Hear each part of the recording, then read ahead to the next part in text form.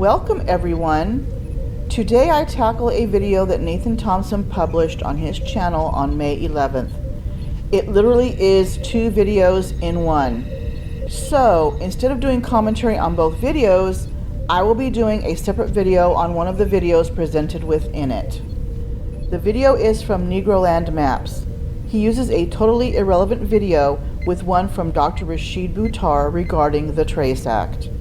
It appears the original video from May 11th was taken down by YouTube or removed off his channel by him. However, it reappeared on May 20th, but only with the Dr. Rashid Buttar video and with different text on the top portion. In the video I present, it says, T.R.A.C.E Act H.R. 6666.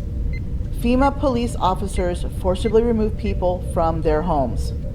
That text was replaced with, government can now take away children from your home. So, we know where Negroland Map's true agenda lies. I really didn't want to cover the topic of the virus. Yes, I did air quotes with my fingers. But this one was needing attention as misinformation is being spread yet again, and this time over a House bill that hasn't even been voted on and/or passed. The name of the virus is said a few times by Dr. Rashid Buttar, but hopefully YouTube does not take it down even though I am trying to educate and give contrary information to what Dr. Buttar is presenting. I guess we will see when I upload it. Now, Nathan never makes videos like this. He mirrors them without saying mirror or even giving links to the originals, but they always reflect his conspiracy mindset. He is a busy man after all. He does have flat earth flyers to sell and brain training to do. There are only so many hours in the day. I mean, he can't make a living at a real job because that would mean putting down roots somewhere and being responsible for himself. How is he expected to flee a state easily after he harasses school children? Okay, enough picking on Nathan. Let's get to the video. So what this is saying, yes, you're right. This is forcing us to make you go to the hospital. That's right. That's what these are. We don't hear. Who says this is us? So what I'm asking is that you come cooperatively. No. Okay. No. Well, No. I would rather not go hands-on with you. I don't want to force you physically. Wow. This form, Garcia, and I'm a mental health worker, okay, I'm not a police officer. This is an involuntary examination at hospital. What this means is it's not in the police discretion any longer, or as a mental health worker, this form is valid, signed off by a justice of the peace. They cannot walk away, it's involuntary examination, not admission, examination. Notice how the uniforms say police and there's a mental health worker in the room. Yet the text at the top says FEMA police officers. FEMA stands for Federal Emergency Management Agency and does have an Office of Law Enforcement Engagement and Integration that, according to its webpage, says, seeks to integrate the law enforcement, private sector security, and emergency management communities by enhancing communication and coordination between FEMA, private sector security, and state, local, tribal, and territorial law enforcement organizations. There are a few teensy, eensy, weensy things that Negroland Maps is not telling you. This video is from Canada, and FEMA does not have its own police force. It is a U.S. federal agency that falls under the Department of Homeland Security. Oopsie.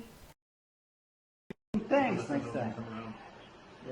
Yeah, you can let them know that. Yep. You know, and My boss is here as well, just so you know, he was why this charade? Why this guns? Why this? You like gangsters. Yeah, this is my uniform. This is what they gave me to wear every day. Yesterday they told us, oh, we're gonna check on you again. Yeah. I'm like, come like this. Come at least like this, like her. Yeah. What is without? She's not a police So just officer. so you know, I'm a mental health worker with St. Joseph's Hospital.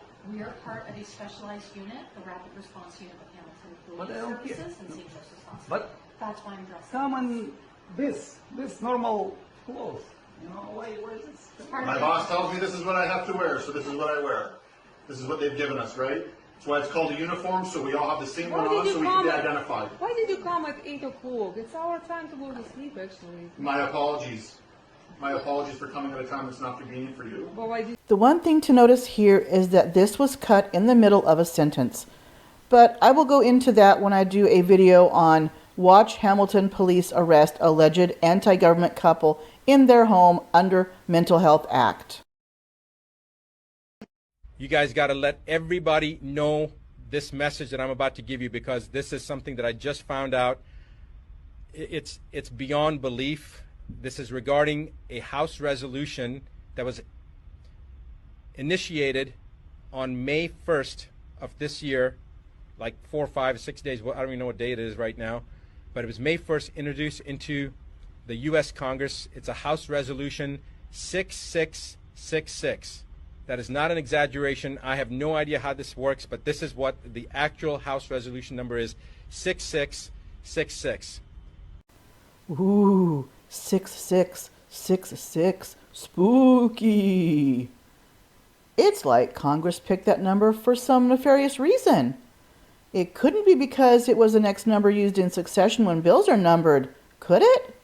Nah, that would make too much sense. Better to go with the it's a conspiracy nonsense route instead.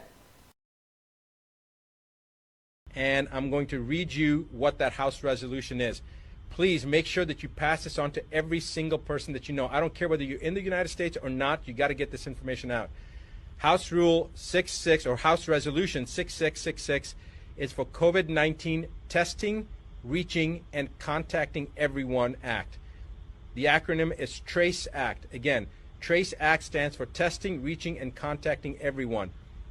It was introduced by Bobby Rush, who is a Democrat from the state of Illinois. And they have introduced this bill into the House, and they are going to roll this out from a testing standpoint in Ventura County, California, which happens to be where I'm at right now.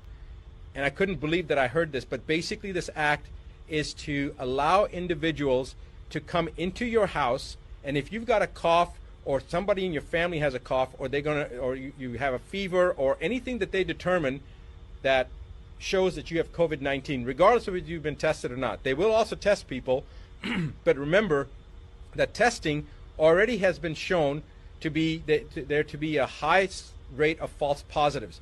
False positives meaning you don't have COVID-19, but the test shows it's false positive. It's showing up as positive, so they call it a false positive. We already know from the studies previously done as far back as 1984, but as recently as 2018, that individuals that did not have COVID-19 or coronavirus, even in the cat model, cats that had never been exposed to coronavirus, tested positive if they had had a flu shot, if they had the trivalent or the covalent flu shot. And we don't know about the H1N1 shot. We don't know about the herpes zoster shot, the shingle shot. There's many other vaccines that people have gotten. We have no idea if people are going to be testing positive, have false positives based upon those tests.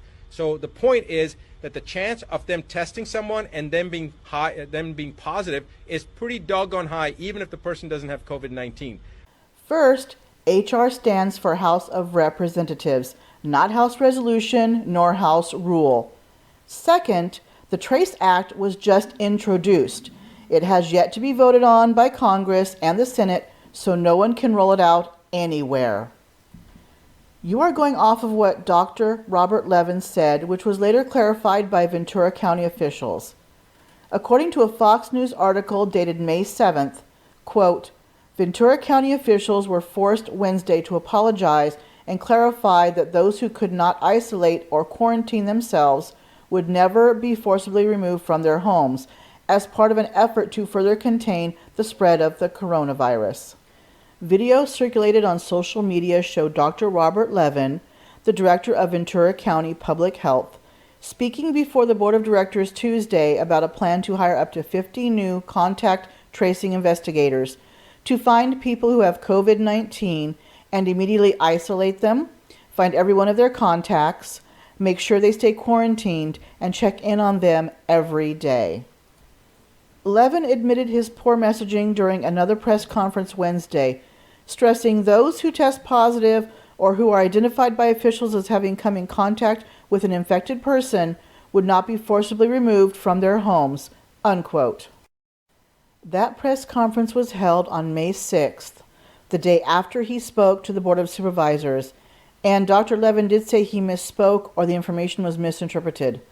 But of course, as usual, you, Dr. Buttar, in your May 8th video, went with the initial narrative, even making up your own, and conveniently ignored the clarifications of Ventura County officials and Dr. Levin 2 days prior. And since you mentioned H.R. 6666, nowhere in the text of the bill does it state that people will be removed from their homes nor have their children taken away. It is about funding entities so they can get help to everyone in urban and rural areas so we can contain this virus. Oh, and when it comes to false positives, that can happen with any testing in a robotic instrument that can only handle one sample at a time, as a previous bit of a sample can carry over to the next one. But they're going to use that to pull you or your loved ones, especially your children, away under pretense of public safety. They're going to say that your child has to be removed from you because you have COVID-19, and so to protect your child, we're going to take that child. Or we're going to take your grandmother or your father or you and put you into quarantine. This is a load of rubbish, because if you're in your home, isolated, who are you going to expose? All right? And if they're going to try to take you away from your family. Oh my, there was an edit here. The edit is in the middle of a sentence yet again. The quote from Dr. Buttar starts with, "And if they're going to try and take you away from your family," and ends with the edit there. However, the rest of the quote that is edited out is, "The chances of you having infected your family, even if you really did have COVID-19, is about 99.9%. The likelihood is that if someone is showing symptoms and tests for it, their family may already be infected, since it takes at least 2 weeks for those symptoms to manifest. There is the case that an infected family member doesn't want to stay in the home with the possibility of infecting their loved ones. They would be given the, quote, option of getting a motel or hotel room if they cannot isolate in a room with a separate toilet in their home," unquote. They're using this as an attempt to further divide us as individuals. They divided us from our friends, from our social circles. Now they're dividing us from our own family units. This is the most ominous sign so far that we've seen. I want you to all wake up. I want you to pass this information on. I want you to tell every single person that you know what's happening. If you're not in the United States, I don't care. It's coming to your country as well. He goes on to say that we should contact our representatives on all levels and tell them that we, quote, violently oppose H.R. 6666, unquote. He wants us to sign a petition against media and social media censorship. He claims that Australia, the UK, and Canada are going to adopt it. Basically, according to him, this is another freedom taken away. Charlatans like him are why we cannot have nice things. The full video by Dr. Rashid Buttar, titled Urgent Information Regarding H.R. 6666, dated May 8th, is in the description below.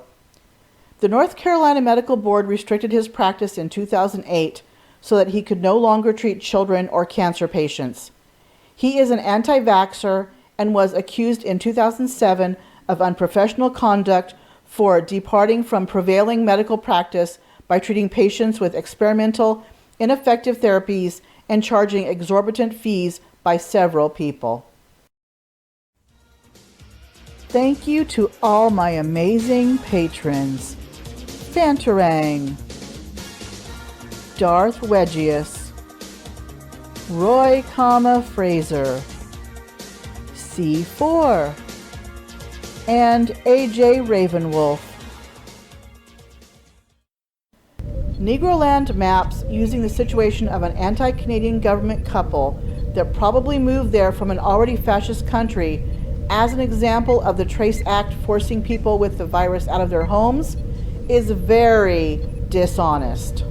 Though the T.R.A.C.E Act is very straightforward on its intent, it does have the possibility of being abused in one way or another. However, it is meant to give more help to urban and rural communities during this crisis. If people like Nathan, Negroland Maps, and Dr. Buttar would stop spreading misinformation and actually give out the right information instead, the Follow the Leader crowd would be much better off and definitely a lot smarter. I will be doing a separate video on the video Watch Hamilton Police Arrest Alleged Anti-Government Couple in Their Home Under Mental Health Act, as it is interesting and needs exploring. If you like this video, please hit the like button, and if you haven't already subscribed, please consider subscribing. Oh, and hit the notification bell so you'll be notified when I upload new content. Thank you for watching. See you in the next video.